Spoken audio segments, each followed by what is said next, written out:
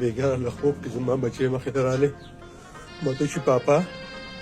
ما به یې نه خو ګورې ما نه بچی ولې به دې رومه تو خو زما هره ساه کې بچې تو خو زما جهان یې تو خو زما قرار یې تا به ولې رومه بچې تل به ما سره یې ملګرو د چکدرې د عدنان کم غم چې دی هغه لا ختم نه دی. که تاسو ګورئ د هغې د ورور چې کم پیغام راغلی او هغې کې چې کم ریالټي هغه خلکو ته ښودلې ده، یعنی وایي چې آیا په سوشل میډیا خلک چې کم دی دا وایي چې آیا د جینۍ د وجې ځان مړ کړی دی، وایي حالانکې هغه داسې قیصه نه ده. هغې په تفصیل سره ویلي دي چې د دې شوق و د ټیک ټاک ویډیو به یې جوړولې، لکه په کوم ځای کې به جنازه وسه به هغه ویډیو به یې وکړه، بیا به یې داسې د غمونو ساوند پرېښودو، په کور کې هم څه داسې جګړې به یې کولې. وایي د بل کم دا خلک چې وایي چې د جینۍ کومه معامله ده، وایي د دې کم کوژدن چې ده مونږ کړې وه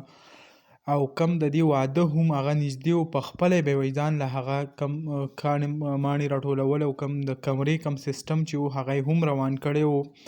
خو د بده مرغه وایي مونږ هم پویه نه یو چې دې دا ځان ولې ویشتو په څه خبره. ورور یې هم دا وویل چې آیا کم 2 ډزې چې دي هغه په ځان باندې کړي دي او د هغې له سببه چې کم دی مرګ یې واقع شوی دی.